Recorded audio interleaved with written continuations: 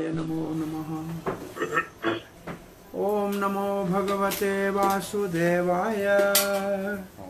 ओम नमो भगवते वासुदेवाय। ओम नमो भगवते वासुदेवाय।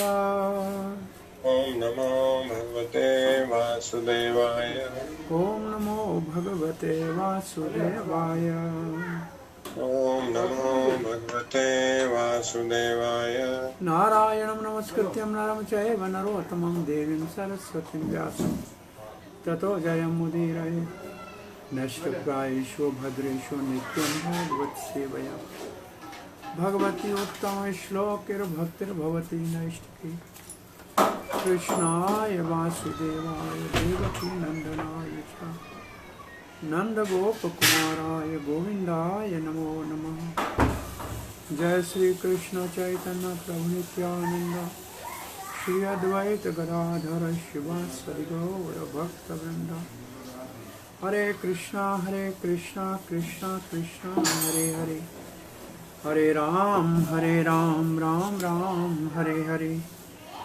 हरे कृष्णा। प्रिय पंचशील भक्तवृंद, दामोदर देश, सनातन देश, फेसबुक के भाले भाग्यशाली भक्तों,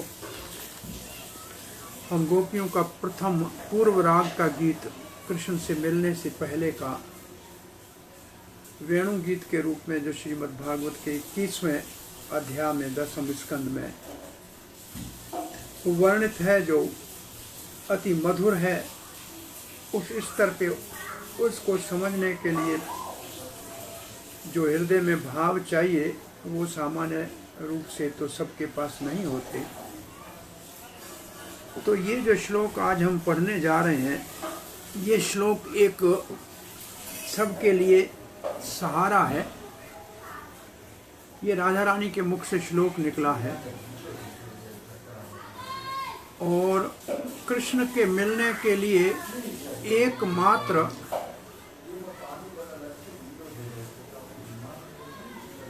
सहारा है श्री कृष्ण के अनुरागी भक्तों की कृपा। सो अब अनुरागी भक्तों में सर्वश्रेष्ठ भक्त कौन है जिसका शरण लिया जाए और जो भक्त सब समय सब जगह सब समय और सबको सुलभ मिल सकता हो और जिसको सर्वश्रेष्ठ भक्त शास्त्र ने प्रमाण के रूप से माना हो। तो आइए इस श्लोक का रसास्वादन करते हैं। श्लोक 18। हंताय मद्री अबला हरिदास वरयो यद राम कृष्ण चरण स्पृश प्रमोदः मानं तनोति सगो गणयो तयोरय पाणीय सुयवास कंद कंदमूलै।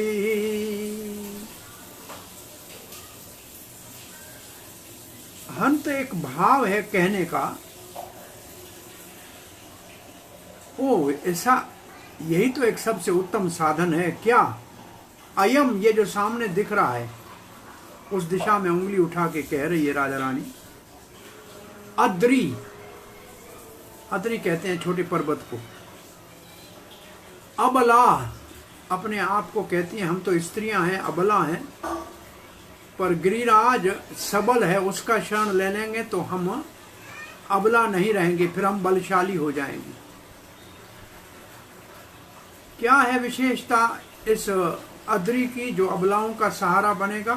हरिदास वरयः, हरि के जितने भी दास हैं उनमें सर्वश्रेष्ठ है।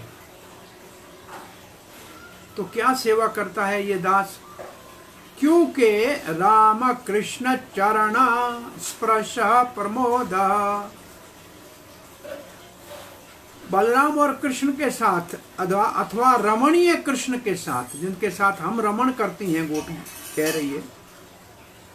रमणीय कृष्ण भी राम का अर्थ है और बलराम कृष्ण भी राम का अर्थ है। उनके चरण जब गिरिराज पे स्पर्श करते हैं तो बड़ा आनंद में, प्रमोद में प्रफुल्लित हो जाता है। मानम तनोति, और बहुत सम्मान करता है भगवान के चरणों का। केवल भगवान का करता है नहीं, भगवान का करेगा तो हरिदास वर्य नहीं होगा, केवल हरि का छोटा दास होगा। हरिदास वर्य कौन है? जो भगवान के साथ गो गणयो हो, गाय, बछड़े और ग्वाल बाल, भगवान और भगवान के भक्त, उन सबको मान देता है। कैसे देता है? तयो हो, जो ये दो वचन में है, ये कृष्ण बलराम के लिए भी है, और अगर बलराम को राधा रानी बलराम का नाम न ले तो ये भगवान के दो चरणों के लिए है। भगवान के दोनों चरण कमल तयो। क्या देते हैं? भगवान के चरण कमलों को क्या आदर से उपहार देते हैं? पानी, बहुत मधुर ठंडा जल झरनों का, पेय पदार्थ मधु के रूप में, आम का जूस, पीलू का जूस आदि बहुत से पेय पदार्थ भगवान और भगवान के भक्त और गाय और बछड़ों को देते हैं। और सुयवस्सः, ऐसा नरम और बहुत मुलायम और शक्तिशाली वृद्धि करने वाला, गोवर्धन शब्द का अर्थ है गायों की वृद्धि करने वाला। गायों के लिए ऐसा घास जो पौष्टिक है और वृद्धि करने वाला है। और क्या देते हैं? कंद्र, ऐसी सुंदर गुफाएं हैं, सर्दी में गर्म रहती हैं, गर्मी में सर्द रहती हैं। वर्षा में भगवान को अंदर बैठ के और राधा और कृष्ण के विहार के 6 कम से कम गोवर्धन में रास मंडल है। और ये रास विशेष रूप से जो है बसंत ऋतु में यहाँ होती है। और क्या देते हैं? कंदमूल ही। कंदमूल का मतलब है जो जंगल में जड़ खाने के रूप में जो होती है, जैसे गाजर है, मूली है आदि, ऐसे और जो सुंदर स्वादिष्ट पदार्थ हैं, वो सब गोवर्धन भगवान और भगवान के भक्तों को अर्पण करता है, अपना सर्वस्व अर्पण करता है। सो भगवान के सारे भक्तों में गोवर्धन गिरिराज सर्वश्रेष्ठ है। ये मेरी सखियों, राधा रानी कहती है, ये कृष्ण और बलराम को उनके गायों के साथ और बछड़ों के साथ और ग्वाल बालों के साथ हर प्रकार की आवश्यकताएं, चाहे जल हो या पेय पदार्थ हो या घास हो या कंदरा हो या कंदमूल हो या पुष्प हो, ये सब उपलब्ध कराती। और इस प्रकार से ये गोवर्धन भगवान को बड़ा आदर देता है। और भगवान के चरण कमलों के स्पर्श से ये प्रमोदित हो जाता है। चक्रवर्ती ठाकुर ने जो लिखा है उनका इन्होंने यहाँ भाव दिया है प्रभुपाद के शिष्य। हम सीधा चक्रवर्ती पाद को ही पढ़ते हैं। वेणु गीत के ऊपर हमारे शिवराम स्वामी ने पूरा पुस्तक लिखा है वेणु गीत। उसमें विशेष रूप से इस श्लोक को राधा रानी के मुख से कहा गया है और फिर सखियां हरिदास वर्य के लिए शास्त्रों का प्रमाण देना चाह रही हैं। तो यहाँ ये वर्णन चल रहा है।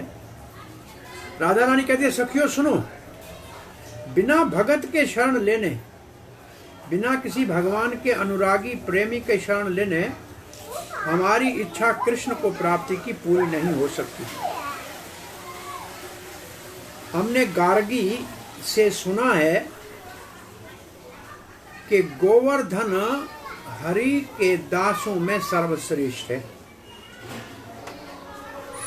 तो चलिए मानसी गंगा में स्नान करेंगी और फिर हरदेव जी का दर्शन करेंगी, इनकी कृपा प्राप्त हो जाएगी। ये गोवर्धन का आराध्य देव हरदेव जी है। ये चार वो देव हैं जो वज्रनाभ ने स्थापित किए थे, गोविंद देव, हरदेव, केशव देव, और चौथा कौन सा है? गोविंद देव, हरदेव, हरिदेव, केशव देव, और भी एक चौथा नाम आएगा। तो केशव देव तो मथुरा में है, हरिदेव गोवर्धन में है, और वृंदावन में है गोविंद देव जी, श्री रूप गोस्वामी के पूजित ठाकुर।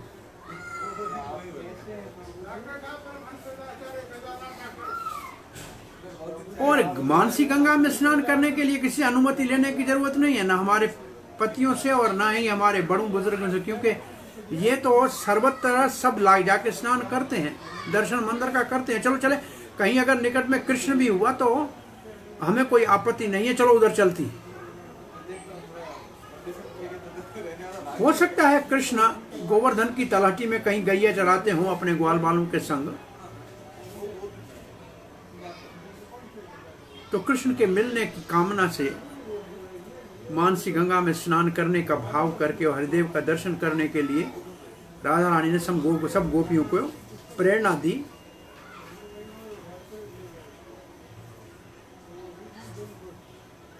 तो गोवर्धन की महिमा गा रही हैं अपनी इच्छा की पूर्ति के लिए। अंत का मतलब है बहुत बड़ा आश्चर्य है। 3 बड़े भक्त भागवत में वर्णित हैं। ये तुंग विद्या जो अष्ट गोपियों में एक है, जो वेदों के सार को जानती है, वो मुस्कुराती हुई कहती है कि भागवत में एक तो लिखा है युधिष्ठिर को हरिदास, भागवत में लिखा हरिदास राज ऋषि राज सोयम महोदय। राज ऋषि युधिष्ठिर का महायज्ञ था क्योंकि वो हरि का दास था। और दूसरा उद्धव के लिए भागवत में लिखा है, और वो लिखा है सम समरयम रे में हरिदास ब्रजो कसम। उद्धव के लिए लिखा है सर्वत्र भगवान का स्मरण करने वाले ब्रज वासियों को सदा भगवान में तन्मय देखने वाला हरिदास वरी है। दूसरा हरिदास ये है। और इन तीनों में गोवर्धन सर्वश्रेष्ठ है। भगवान के चरण कमलों का स्पर्श से जो इसको आनंद मिलता है, भगवान के चरण कमल बहुत कोमल हैं, और गिरिराज तो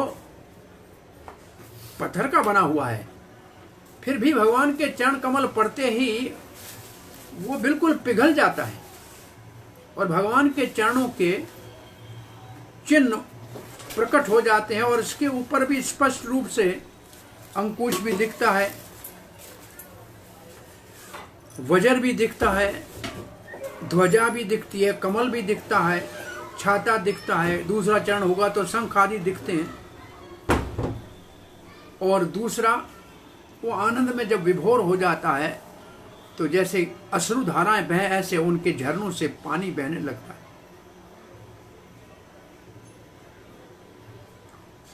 और उसके रोमांच उस सुंदर हरे घास के रूप में होता है, जिससे वो भगवान के प्रिय भक्तों को गाय और बछड़ों का पोषण करते हैं, और दुर्व ग्रास जिसके द्वारा पूजा में जो है पाद्य आदि दिया जाता है उसका काम करते हैं।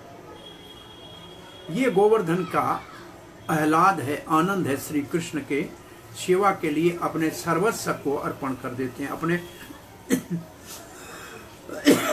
शरीर को ही अर्पण कर देते हैं।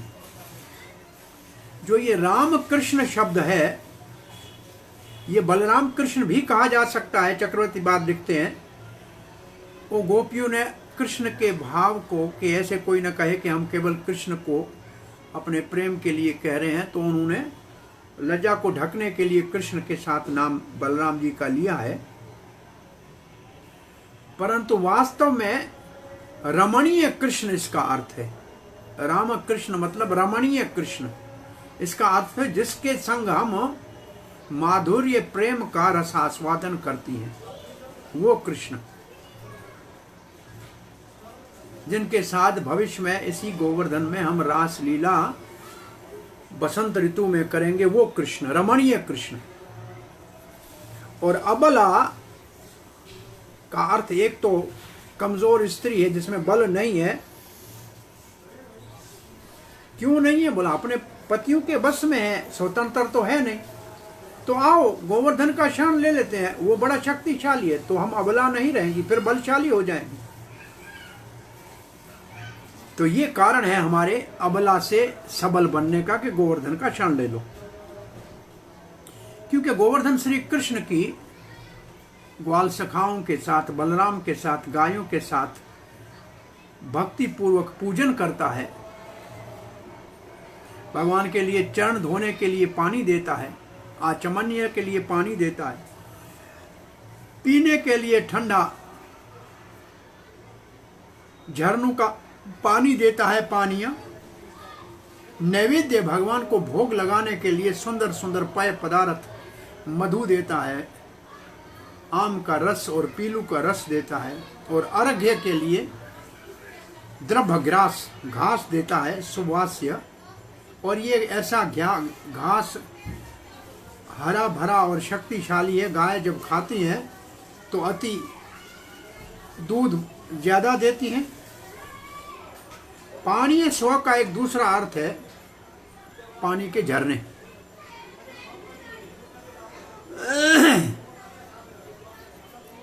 और गोवर्धन भगवान के लिए सुंदर आसन, सुंदर पलंग बना देता है, कुर्सियां सज जाती हैं अंदर गुफाओं में, जो सर्दियों में गर्म और गर्मियों में सर्द और वर्षा में, और विशेष रूप से ग्वालों के संग दिन में और अन्य समय में गोपियों के संग विहार करने के लिए ये सब सुंदर गुफाएं हैं। और इनके साथ ऐसा भी समझना चाहिए कि सुंदर रतन मंडित पालकियां हैं, दीप हैं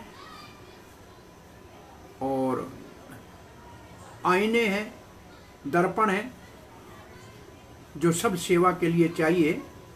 ये गोवर्धन कृष्ण की पूजा के लिए अर्पण करता है।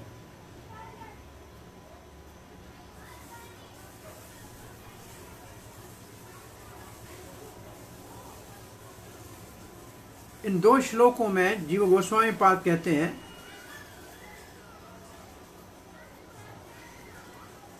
ब्रज के हिरनियों का वर्णन किया, भीलनियों का वर्णन किया, गायों का वर्णन किया।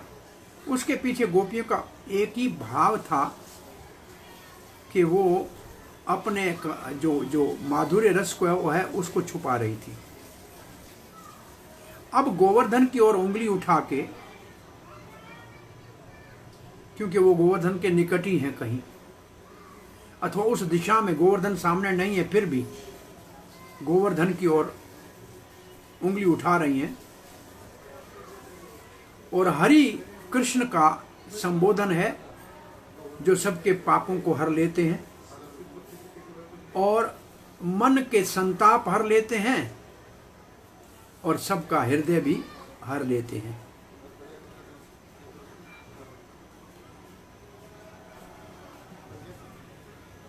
और यहाँ गोवर्धन स्वयं ही ब्रज में आराध्य देव है।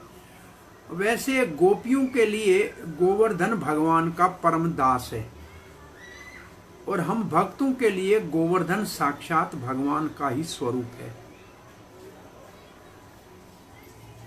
तो ये गोवर्धन भगवान का हरिदास वर्य है, स्वाभाविक सेवक है। शास्त्र में इसको ब्रज का अंक बताया है। नमो वृंदावन अंकाय तुभ्यं गोलोक मौलिने पूर्ण आतपत्र नमः गोवर्धनाय च। आतपत्र का मतलब जो छाता बन जाए पूरे ब्रज की रक्षा के लिए। तो ये गोवर्धन विशेष रूप से, और इसी गोवर्धन में मानसी गंगा के तट पे हरिदेव जी विराजते हैं।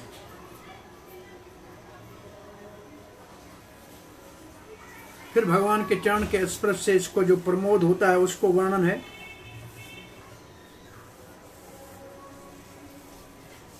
और फिर भगवान को क्या अर्पण करता है उसका वर्णन है जो हम कराए हैं।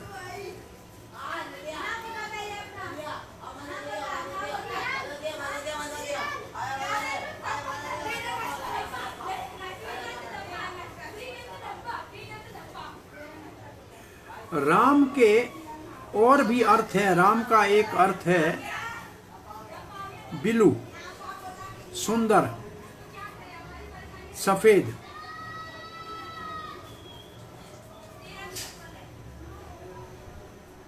तो एक अर्थ है सुंदर, तो गोवर्धन सुंदर हो जाता है श्री कृष्ण के चरण के स्पर्श से, ये राम का एक अर्थ। तो फिर तयो शब्द जो इसमें दो वचन में हो, भगवान के दोनों चरणों के लिए है। भगवान के चरण पड़ेंगे सर्दी में तो वो हल्का हल्का गर्म हो जाएगा, और गर्मी में पड़ेंगे तो हल्का हल्का ठंडा हो जाएगा। ये गोवर्धन भगवान के चरणों के साथ प्रेम का व्यवहार करते हैं हर ऋतु के अनुसार, और सब प्रकार के क्रीड़ा के लिए। राम का अर्थ है क्रीड़ा, कृष्ण की लीला के लिए राम का अर्थ है रमण करना। रमण का मतलब खेलना। तो भगवान श्री कृष्ण के ग्वाल बालों के संग गायों को चराते हुए जंगल में खेलने के लिए जो आवश्यकताएं हैं वो सब गोवर्धन उपलब्ध कराता है। स्पर्शन का एक अर्थ है देना। तो गोवर्धन सदा ही श्री कृष्ण की लीलाओं का सहायक है।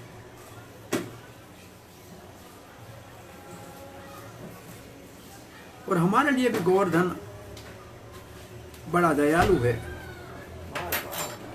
नहीं तो भी कुछ दिनों के ऊपर, विशेष रूप से गुरु पूर्णिमा जो सनातन गोस्वामी का तिरोभाव तिथि है, लाखों की संख्या में, कम से कम 5 लाख से अधिक लोग परिक्रमा के मार्ग में परिक्रमा करते हुए दिखते हैं। ये तो साक्षात कलिकाल का हरिदेव है।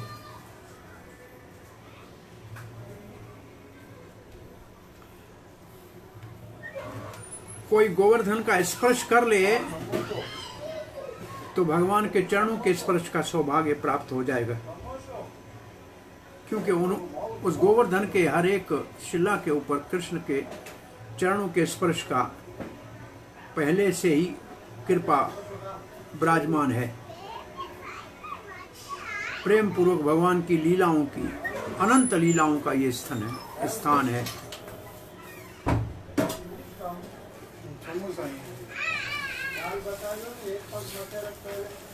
एक श्लोक आगे का पढ़ते हैं, आज ये पूरा कर लेते हैं। आज एक क्लास मेरी और भी है, थोड़ी 8:30 बजे। गा गोपिकै अनुवनं नयतो उदारा, वेणो स्वनहि कलपदैस्तनो वृतसो सख्यो,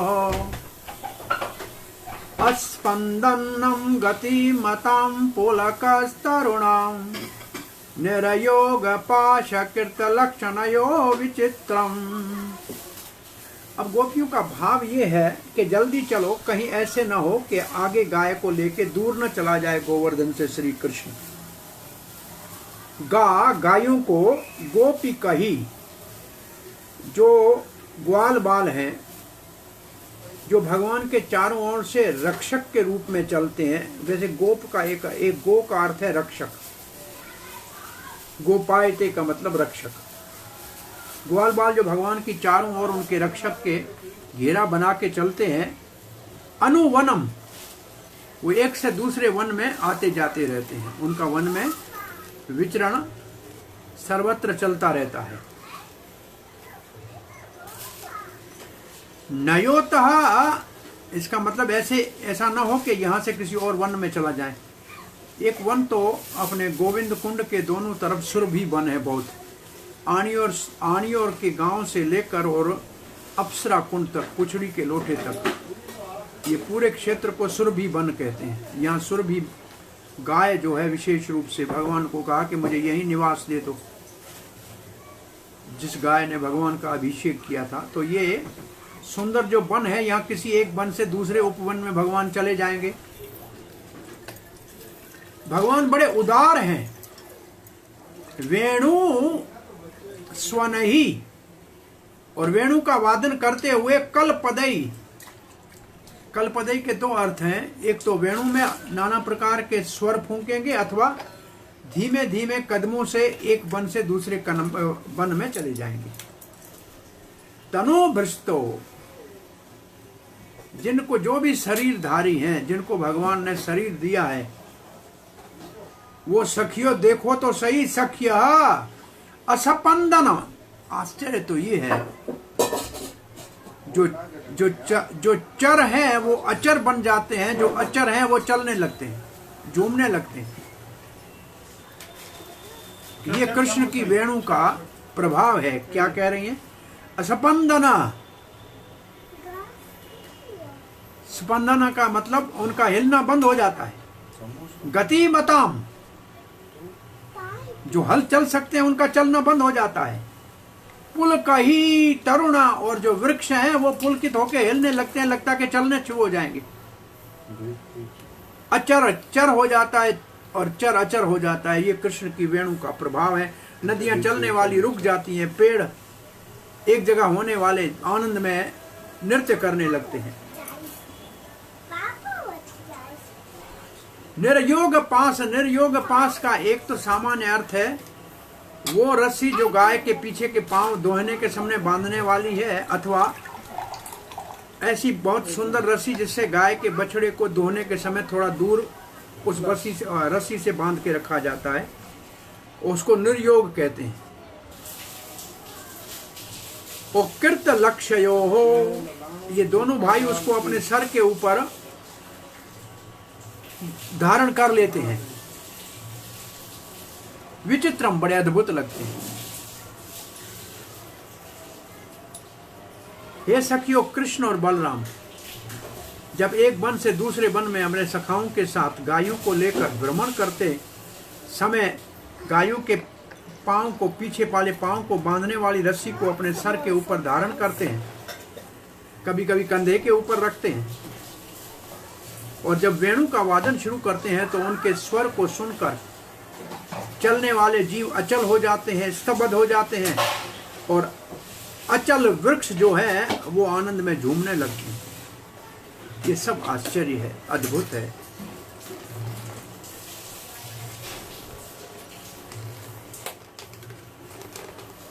प्रभुपाद के शिष्य लिखते हैं वो जो गाय के बांधने वाली रस्सियां हैं कृष्ण बलराम कभी कभी उनका अपने सर के ऊपर धारण करते हैं, कभी कभी अपने कंधों के ऊपर रख लेते हैं। और वो रस्सियां भी सामान्य नहीं है, पीले रंग की रस्सियां होती हैं और कोने में हीरे, दोनों छोर में हीरे मोती जड़े हुए होते हैं, बड़ी सुंदर होती है। और ये ग्वाल बालों के लकुटी के साथ, बांसुरी के साथ, और जो वो सींग बजाने वाला उठाते हैं, इनके साथ एक और भी उनका आभूषण है ग्वाल बाल का, गायों को बांधने वाली रस्सी। वो कैसी है? चक्रवर्ती पाद देखते हैं, ये पीले कपड़े की होती हैं, नरम होती हैं, उसके कोनों में हीरे मोती लगे होते हैं। अपनी पगड़ी के ऊपर कभी रख देते हैं और बहुत सुंदर लगते हैं। चक्रवर्ती पाद लिखते हैं, देर मत करो, जल्दी चलो, मानसी गंगा में नहा लो। हरिदेव से प्रार्थना करके कृष्ण के मिलने की इच्छा पूरी करने का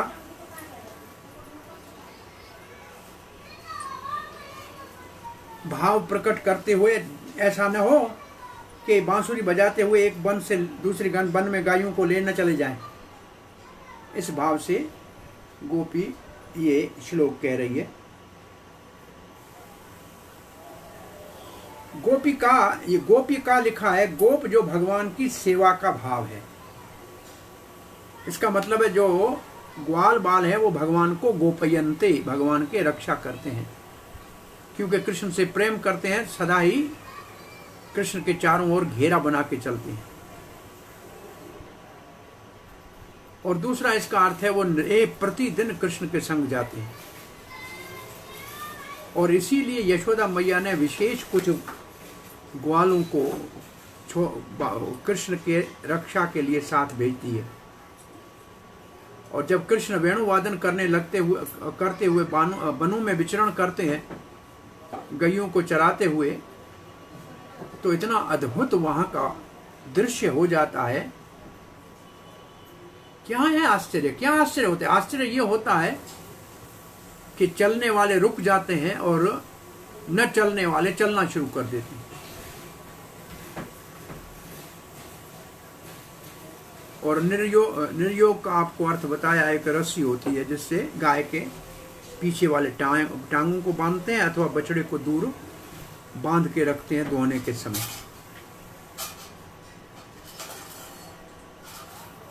उनके दो छोर में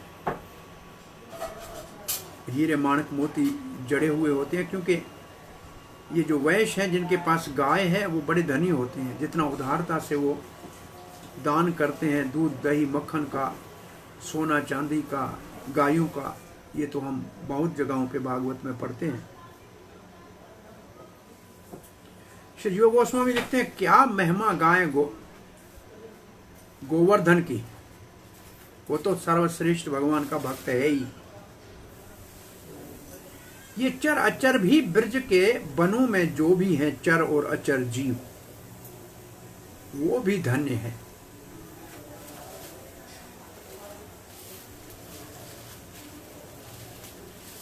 गाय अधिक है, भगवान एक वन से दूसरे वन में विचरण करते हैं, और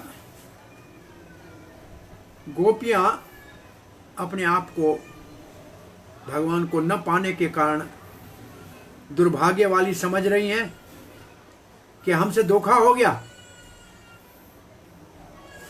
का शब्द जो गोपी कही में है,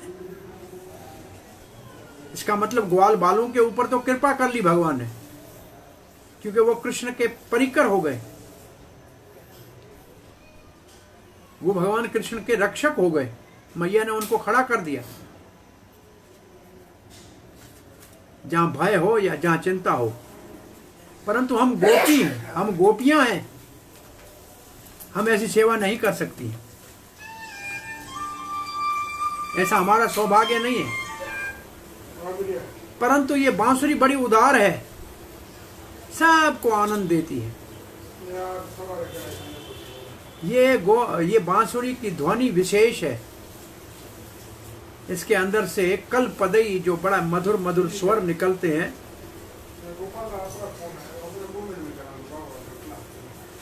ये सबको अपनी मधुरता से आकर्षित कर देता है। इसके अंदर से कोई विशेष संदेश कृष्ण गोपियों को भी भेजते हैं और गायों को भी भेजते हैं। और पदई का एक अर्थ है कि बांसुरी के साथ भगवान के चरण के निपुरों का उनके चलते समय जो ध्वनि मिल जाती है, वो तो और सुंदर एक साज बना, एक सुंदर और ध्वनि जुड़ जाती है। इसका अर्थ है कि गोपियां भगवान के लीलाओं का सुमरण कर रही हैं, और बहुवचन भगवान के लिए आदर के लिए कर रहे हैं। तनुभृत का मतलब जो शरीरधारी है, वो इस वेणु वादन से भगवान के बस में आ जाते हैं, भगवान के प्रेम की रस्सी से बंध जाते हैं, अचल चल बन जाते हैं, चल अचल बन जाते हैं। पूरा प्रकृति का नेम बदल जाता है इस वेणु के वादन से।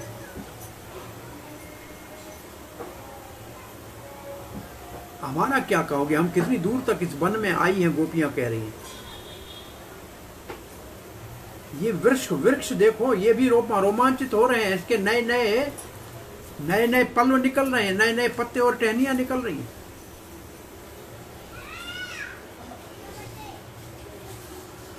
ये तो कंप हो रहा है, लगता है आनंद में विभोर हो गई है।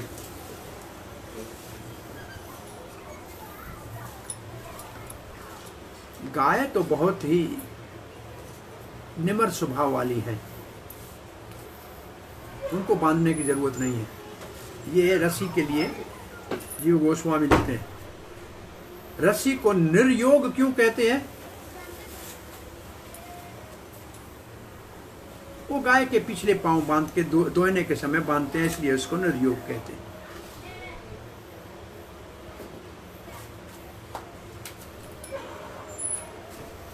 हरे कृष्णा एक ही है की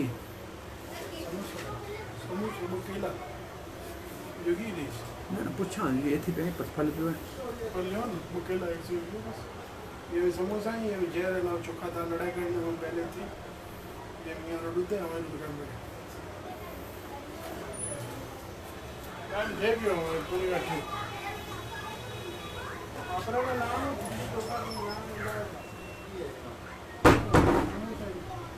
दोनों भाई वो रस्सियों को जब धारण करते हैं तो बड़े सुंदर लगते हैं, कृत लक्षण हो, बड़े सुंदर लगते हैं।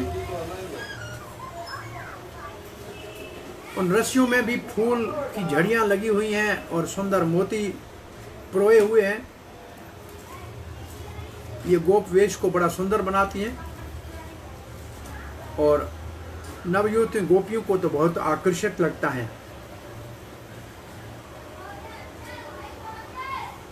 और हर एक अपनी जाति का और आयु के अनुसार उनकी अपनी सुंदरता उनके अपने वेश में लगती है। गोपियों को गोप वेश से सबसे प्रेम लगता है और यही भगवान का आदि वेश है। ये गोपियां कहती हैं विचित्र है।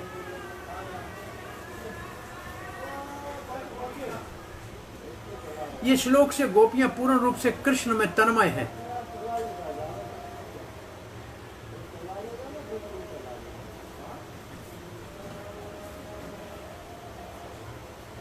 लगता है कि ये हमसे छल कर रहा है। ये जो रस्सी है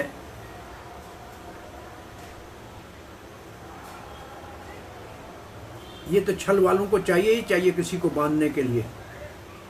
इन दोनों के पास रस्सी है, दूसरे इनके सहायक हैं और जो चीजें चुराते हैं उनको ये संभाल के रखते हैं।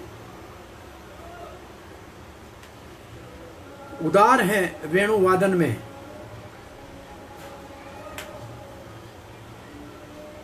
वेणु में कोई एक जादू का मंत्र है जो सबको मिसमराइज कर लेता है, सबको अपनी ओर आकर्षित कर लेता है। तो सनातन गोस्वामी पाद भी कुछ लिखते हैं इसके लिए।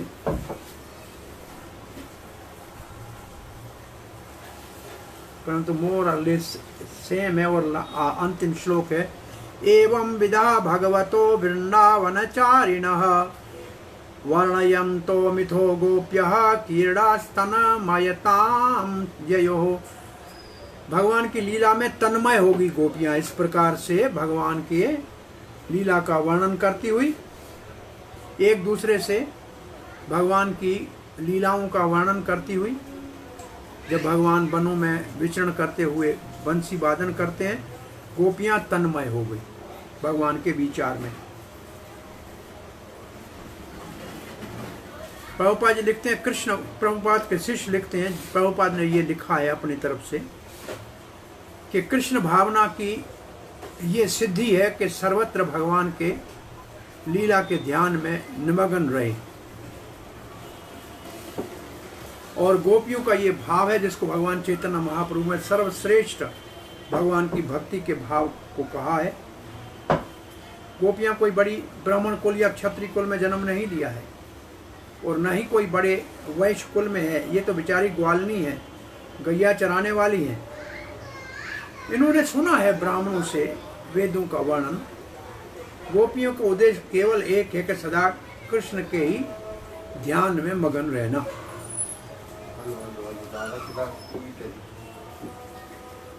और ऐसे वो कृष्ण के निकट पहुंच गई, चक्रवर्ती पाद कहते हैं, और उनका मिलन हो गया। क्योंकि भागवत में अन्य स्थानों में गोपियां कहेंगी कि आप हे कमल नैन, हमने आपके चरणों का स्पर्श किया है। तो इसका मतलब इनका मिलन होता है, पहली बार मिलन होता है वेणु गीत के समय, और फिर रास लीला के समय मिलन होगा। ये गोपियां प्रायः वो हैं जो कात्यायनी का व्रत करके भगवान को पति के रूप में प्राप्त करना चाहती थी। तो यहाँ हम आज की कथा को विराम देते हैं। वृंदावन विहारी न, वृंदावन विहारी भगवान के चिंतन में मग्न रहती हैं गोपियाँ। यहाँ हमारा आज का ये वेणु गीत समाप्त हुआ है। तो बड़ा भाव विभोर, हम समय और अन्य कारणों के कारण इसका इतना रसास्वादन नहीं कर सके। आगे कृष्ण की कभी कृपा होगी तो इसका रसास्वादन करेंगे। हरे कृष्ण। और कोई प्रश्न जिज्ञासा है? बहुत लोग आप हैं, 33 लोग आज। धन्यवाद आप सबका। हरे कृष्णा प्रभु जी, हरे कृष्णा। हरे कृष्णा। प्रभु जी जैसे आपने बताया ना, चल अचल हो जाते हैं, अचल जो है वो चल हो जाते हैं। ये बिल्कुल हम ये महसूस कर रहे थे कि जैसे आप व्याख्यान कर रहे थे ना, तो हम चलते चलते रुक गए, सुनते सुनते एकदम से लगा कि हम वही हैं। और आपके अंदर जो भाव, ऐसा लगा जैसे आप वहाँ देखकर बोल रहे हैं, मतलब पढ़ के नहीं बोल रहे। हमें तो बिल्कुल ही हम उसी क्षेत्र में जैसे उस जगह पहुँच गए। इतने भाव से आप सुनाते हो प्रभु जी, बहुत अच्छा लगता है। और वो लगता है नहीं कि आप पढ़ के बोल रहे हैं, लगता है कि आप वहाँ उपस्थित हैं। तो बहुत अच्छा लगा आज का प्रसंग प्रभु जी। बहुत बहुत धन्यवाद। कृष्ण कृपा करे कि हम भी कृष्ण के ध्यान में सदा निमग्न रहें। आप सबका